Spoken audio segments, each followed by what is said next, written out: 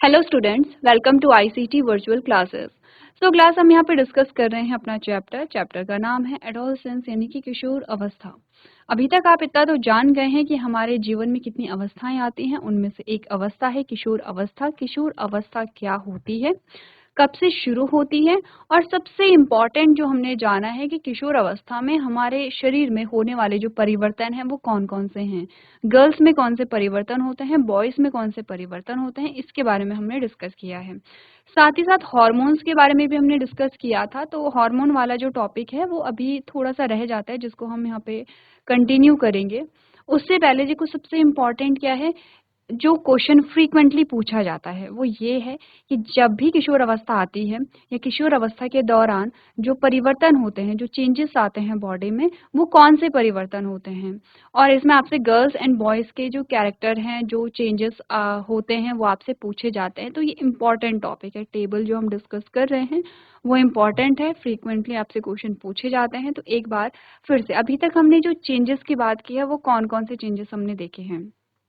हमने कहा हाइट में चेंज आता है। देखो, हाइट तो पहले भी हमारी बढ़ रही थी, लेकिन किशोर अवस्था में क्या है, जो चेंजेस हैं वो रैपिड होते हैं, एकदम से दिखते हैं कि चेंज आया है।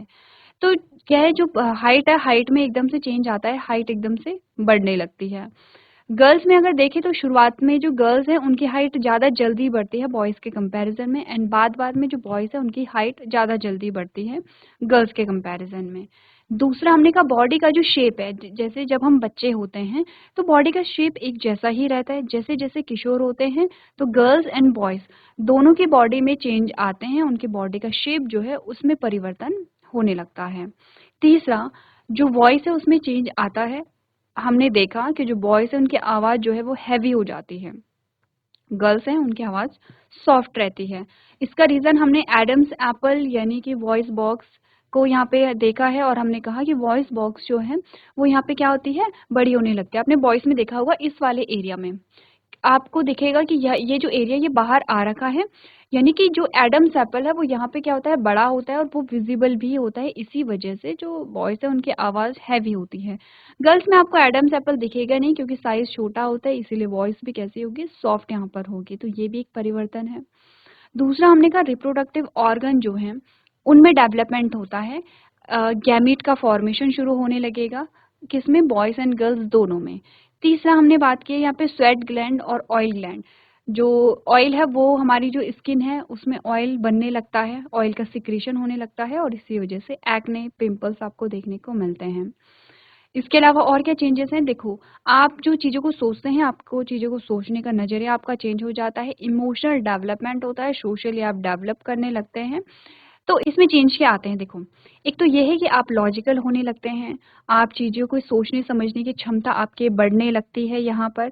और दूसरा, इमोशनल, यानी कि इमोशनली भी आप डेवलप होते रहते हैं, इमोशंस भी आपके डेवलप होते रहते हैं। जैसे कि आपने कहा कि सेल्फ कॉन्शियसनेस आप में आती है, आप खुद पे ध्यान देने लगते हैं, आप अच्छे दिखना चाहते हैं, आप अच्छा करना चाहते हैं, आप अच्छा बनना चाहते हैं, आप सबके फेवरेट बनना चाहते हैं। आप चाहते हैं कि सब आपको अच्छा माने, सब आपको क्या करें, केयर दें, आपको अटेंशन दें आपको। अब ये सारी चीज़ें नहीं होती तो आप दुखी हो जाते हैं, तो दुखी होना भी एक इमोशन यहाँ पर होता है। एंगर इश्यूज़ भी यहाँ पर थोड़ा-सा आते हैं, आप थोड़ा चिड़चिड़े भी होंगे। ये हार्मोनल चेंजेस की वजह से होता है, नॉर्मल होता है। तो एंगर वो भी एक इमोशन है। आपको यहाँ पर अपने घर वालों से, अपने दोस्तों से लगाव होने लगता है, ये भी एक इमोशन होता है। तो आपने कहा कि ये सारी चीज़ जो इनसिक्योरिटी होती है वो भी एक टाइप का इमोशन ही है। तो आपको इनसिक्योरिटी होती है कि अगर मैंने ऐसा नहीं किया, या आपको कहीं पे कम इम्पोर्टेंस मिली है, आपको कम अटेंशन मिली है, तो आप इनसिक्योर होने लगते हैं, आप परेशान होने लगते हैं। तो यहाँ पर ये जो एज होती है इसमें इमोशनल, मेंटल, फिज़िकल, सोशल, हर टाइप का डेवलपमेंट इंक्लूड होता है। सोशली भी आप जो हैं वो थोड़ा डेवलप होने लगते हैं, क्योंकि अब आपका जो ग्रुप है वो बनने लगता है, दोस्त आपके बनने लगते हैं। और जब लोगों से मिलते हैं तो आप थोड़ा-सा यहाँ पे मैच्योरिटी के साथ बात करने लगते हैं। अब आपको समझ में आने लगता है कि किससे कैसी बातें की जानी चाहिए। तो आप मैच्योर होने लगे हैं, और ये सारे चेंजेस आते हैं किशोर अवस्था के दौरान। दूसरा ये होता है कि जो यहाँ पे बॉडी में चेंजेस आ रहे हैं, जो हमारे मूड में चेंजेस आ रहे हैं कि कभी हमें कोई चीज़ बहुत अच्छी लगती है, कभी हमें अच्छा नहीं लगता है, कहीं हमें यहाँ पे गुस्सा आ जाता है, किसी चीज़ से हम बहुत जल्दी सैड हो जाते हैं। यहाँ पे क्या होता है कि हम चीज़ों से बहुत जल्दी एक्साइट भी हो जाते हैं, जैसे किसी को देख करके हम बहुत जल्दी उससे इम्प्रेस भी हो जाते हैं कि यस मुझे भी ऐसा ही करना है। जैसे कि जो बड़े भैया, जो दीदियाँ होती हैं, उनको देख कर के हम इम्प्रेस भी हो जाते हैं और हम उनको फॉलो भी कर देते हैं। बहुत जल्दी हम एक्साइटमेंट में आ जाते हैं। बहुत जल्दी हम सैड भी हो जाते हैं जब चीज़ें हमारे अकॉर्डिंग नहीं चल पाती हैं, और तो हम बहुत जल्दी सैड भी हो जाते हैं। ये जो मूड स्विंग्स हैं ये भी नॉर्मल बात है जो कि इस एज में होता है। अब इस वजह से क्या होता है, स्ट्रेस आता है कि आपकी बॉडी में, आपके मूड में जो चेंजेस हैं इसकी वजह से स्ट्रेस आता है, वो भी नॉर्मल है। इस अवस्था में ये सारे जो चेंजेस हैं, फिजिकल चेंजेस या आपके मूड में जो चेंजेस आ रहे हैं, वो सारे ही चेंजेस नॉर्मल होते हैं। तो अगेन मैं कह रही हूँ ये टॉपिक इम्पॉर्टेंट है। आप देखेंगे कि किशोर अवस्था के दौरान शरीर में कौन कौन से परिवर्तन आते हैं। आगे बढ़ेंगे, बात करेंगे हॉर्मोन्स के बारे में। जो टॉपिक हमने आधा छोड़ा था उसको हम कंप्लीट करेंगे। तो आइए चलते हैं स्मार्ट बोर्ड की तरफ।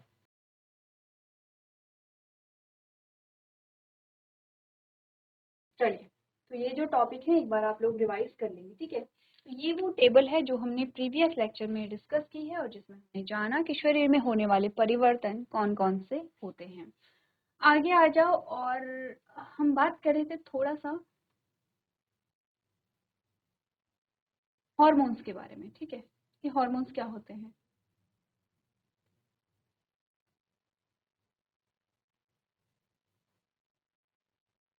क्या होते हैं हॉर्मोन्स, व्हाट आर हॉर्मोन्स। यहाँ पर हमने पढ़ा there are endocrine gland present in human with secrete chemical substances in the body is called hormones। यानी कि मनुष्य में ग्रंथियां होती हैं और इन ग्रंथियों में क्या होता है, शरीर में इन ग्रंथियों से रासायनिक पदार्थ स्रावित होते हैं, यानी कि रासायनिक पदार्थ निकलते हैं। यही बोला था, याद है आपको? हमने यहाँ पे जो हमारा लेक्चर था, प्रीवियस लेक्चर में हमने बात नहीं की है, जो हमारा लास्ट लेक्चर था अभी, उसमें हमने हार्मोन की बात नहीं की, लेकिन उससे जस्ट पहले जो हमारा लेक्चर था उसमें हमने हार्मोन की बात की थी। हमने कहा कि हमारे शरीर में, जैसे हमारी बॉडी में बहुत सारे पार्ट्स होते हैं, वैसे हमारे शरीर में क्या होती है, ग्रंथियां भी होती हैं। जैसे पिट्यूटरी है,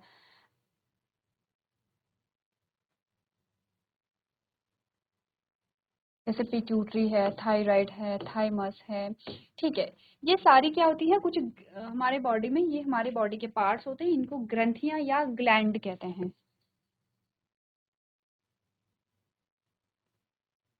ठीक है। अब ये जो ग्लैंड है या ये जो ग्रंथियां हैं, ये सिक्रीट करती हैं, ठीक है, ये श्रावित करती हैं कुछ रसायनों को, कुछ केमिकल्स को या कुछ पदार्थों को। उनका नाम होता है क्या, हार्मोन।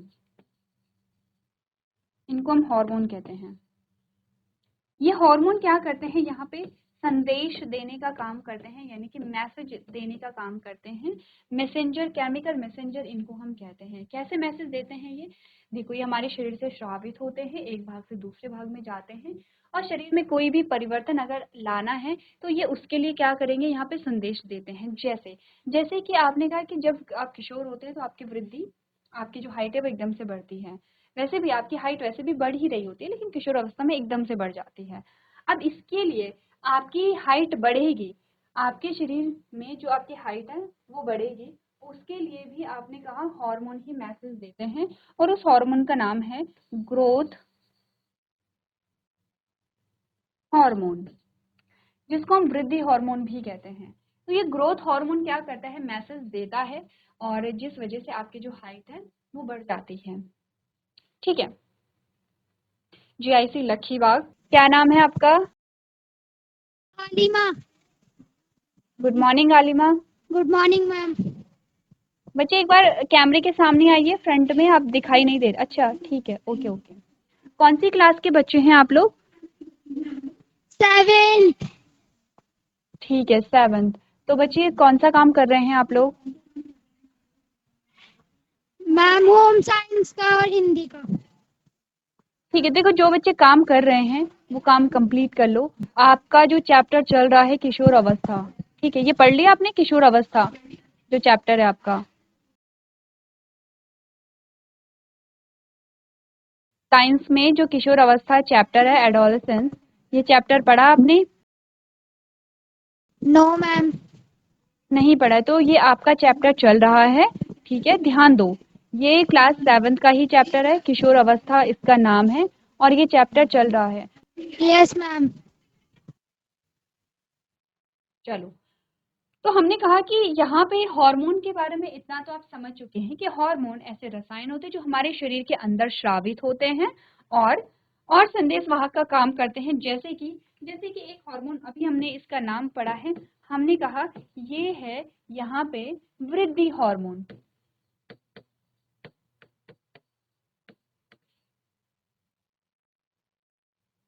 ठीक है, ये यहाँ पे वृद्धि हार्मोन है और वृद्धि हार्मोन हमारी बॉडी में, हमारे शरीर में एक संदेश देता है, एक मैसेज देता है कि आपको वृद्धि करनी है, इसीलिए हमारे शरीर की वृद्धि होती है और इसीलिए हमारी जो शरीर की लंबाई है वो बढ़ती है।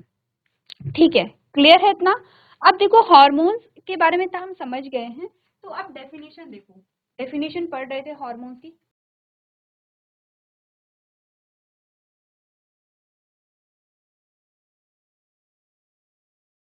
मनुष्य में क्या होती है, ग्रंथियां होती हैं और इनके माध्यम से क्या होता है, शरीर में कुछ रासायनिक पदार्थ निकलते हैं। इन रासायनिक पदार्थों को हार्मोन कहा जाता है। इनका क्या काम होता है कि जब किशोर अवस्था शुरू होती है तो ये शरीर में परिवर्तन के लिए क्या देते हैं, यहाँ पे मैसेज देते हैं। जो भी हमारे शरीर में परिवर्तन हो रहे हैं, हमारी हाइट का बढ़ना, हमारी बॉडी शेप का चेंज होना, हमारी वॉइस का चेंज होना, हमारे यहाँ पे जो रिप्रोडक्टिव ऑर्गन है उनका मेच्योर होना, ये सारे जो परिवर्तन हैं ये हार्मोन की वजह से होते हैं। ठीक है, क्लियर है कि हार्मोन का क्या काम है हमारे शरीर में? आगे बोला गया है, the hormones act as a messenger and are responsible for transporting signal from one cell to another, यानी कि हार्मोन संदेश वाहक के रूप में कार्य करते हैं और एक कोशिका से दूसरी कोशिका तक संकेतों के परिवहन के लिए जिम्मेदार होते हैं। Hence, they evoke response from a various organs of the body and tissue. इसीलिए ये जो हार्मोन है शरीर के विभिन्न अंगों और ऊतकों से क्या करते हैं, प्रतिक्रिया उत्पन्न करते हैं। ठीक है, हार्मोन्स के कुछ कैरेक्टरिस्टिक्स हैं जो हमें पढ़ने हैं। ठीक है, हार्मोन के कुछ गुण हैं, कुछ गुणधर्म हैं, कुछ विशेषताएं हैं जो हमें पढ़नी है।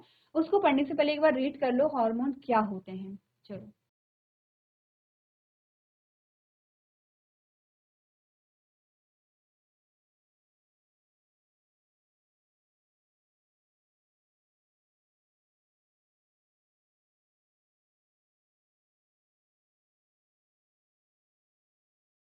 चलो, अब हमने बात की है कि हार्मोन्स की कुछ विशेषताएं होती हैं, वो एक बार पढ़ लेते हैं। क्या विशेषताएं होती हैं? They are secreted by endocrine glands, यानी कि ये अंतःस्रावी ग्रंथियों से स्रावित होते हैं। अंतःस्रावी ग्रंथियों का मतलब क्या है? देखो, दो प्रकार की ग्रंथियां होती हैं, जो ग्लैंड्स हैं वो दो प्रकार की होती हैं। एंडोक्राइन, जिसको हम यहाँ पे कहते हैं अंतःस्रावी ग्रंथि, और एक होता है एक्सोक्राइन, जिसका नाम है बहिःस्रावी ग्रंथि। तो जो यहाँ पे हार्मोन्स होते हैं वो अंतःस्रावी ग्रंथियों से क्या होते हैं, स्रावित होते हैं। अभी इस टॉपिक को बहुत ज्यादा नहीं पढ़ेंगे क्योंकि इतनी डिटेल में आपके पास क्वेश्चन नहीं आएंगे। ठीक है, तो आपने कहा कि जो यहाँ पे हार्मोन होते हैं वो अंतःस्रावी ग्रंथियों के द्वारा स्रावित होते हैं। They circulate in the body fluid. अच्छा, ये जो हार्मोन है ये हमारे शरीर में एक स्थान से दूसरे स्थान में कैसे जाते हैं? तो बॉडी फ्लूइड का मतलब होता है ब्लड। ये हमारे ब्लड यानी कि रक्त के माध्यम से, ये हमारे रक्त के माध्यम से शरीर के एक भाग से दूसरे भाग तक पहुंचते हैं। They are responsible for regulating the behaviour of the target cell. ये क्या करते हैं, जो जहां पर इन्हें काम करना है, जहां पर इन्हें संदेश देना है, उसके व्यवहार को ये क्या करते हैं, यहाँ पे निर्धारित करते हैं कि वो कैसा बिहेव करेगी, क्योंकि जैसा मैसेज जो हार्मोन लेकर के जाएगा वैसे ही सेल क्या करेगी, यहाँ पे बिहेव करेगी। They cause long-term effect in the body like change in the behavior, change in the growth, development of organs, puberty, and मिनाक, ये सारी जो चीजें होती हैं या मेनोपॉज जो होता है, ये इनकी वजह से आते हैं, यानी कि हार्मोन के द्वारा होने वाले जो परिवर्तन होते हैं वो लंबे समय तक रहते हैं, या कुछ ऐसे परिवर्तन है जो हमेशा, जैसे ग्रोथ है, हार्मोन की वजह से क्या हो रही है, हमारी लंबाई बढ़ रही है, तो लंबाई हमारी हमेशा रहेगी, बिहेवियर में चेंज आएगा, जो नए नए जो ऑर्गन्स हैं उनका डेवलपमेंट जो है वो हो रहा है यहाँ पे, तो ये जो चेंजेस होते हैं ये क्या होते हैं, लॉन्ग टर्म इफेक्ट होते हैं, लंबे समय तक रहने वाले इफेक्ट होते हैं। Hormones are secreted in limited quantities from time to time whenever they are required by the body. Hormone जो है ऐसा भी नहीं है कि उनका जो सिक्रीशन है वो हमेशा ही होता रहेगा और बहुत ज़्यादा होगा। हॉर्मोन्स का जो सिक्रीशन है, हॉर्मोन्स का जो श्रावण है वो कम मात्रा में होता है और तभी होगा जब हमारी बॉडी को इसकी ज़रूरत होती है। जैसे कि किशोर अवस्था में ही जो हार्मोन है वो निकलते हैं और वो श्रावित होते हैं और तब जाकर के हमारे शरीर में परिवर्तन आते हैं। उससे पहले आपने ऐसा परिवर्तन नहीं देखे क्योंकि हार्मोन रिलीज कम हो रहे थे या नहीं हो रहे थे। Different glands present in the body are responsible for the secretion of a different hormones. आपने कहा हार्मोन सिर्फ एक ही प्रकार के हार्मोन रिलीज नहीं होते हैं, अलग अलग प्रकार के हार्मोन रिलीज होते हैं।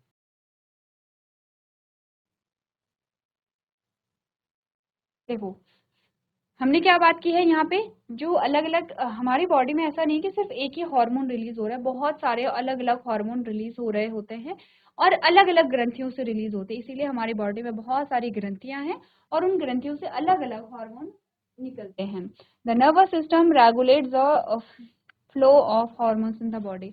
हमारा जो नर्वस सिस्टम होता है वो यहाँ पे डिसाइड करता है कि हार्मोन्स कैसे कब सिक्रेट होने हैं। अब आप सोचेंगे नर्वस सिस्टम क्या है? नर्वस सिस्टम जो हमारा ब्रेन है और जो हमारे स्पाइनल कॉर्ड है, ये मिला करके हमारा नर्वस सिस्टम बनाते हैं।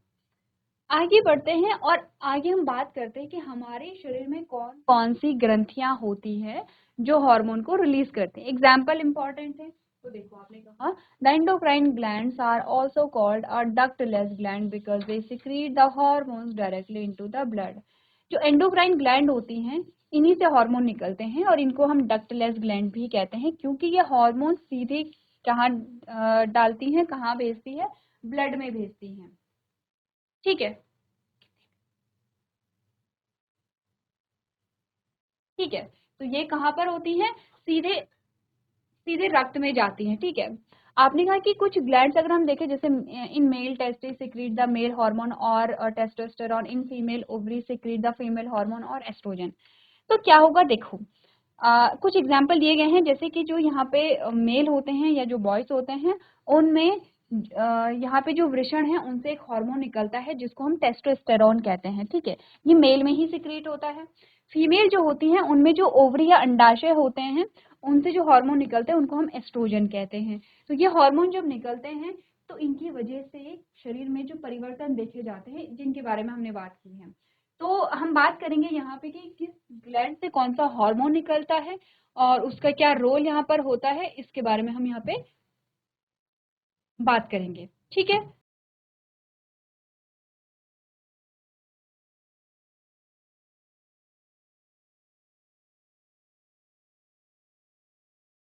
सो क्लास आज हमने बात की है यहाँ पे हार्मोन्स के बारे में। एक बार आप लोग घर से पढ़ के लेकर के आएंगे और चीज़ों को रिवाइज करके लेके आएंगे। तो आज के सेशन में हम इतना ही करेंगे। अभी तक क्लास में बने रहने के लिए आपका धन्यवाद।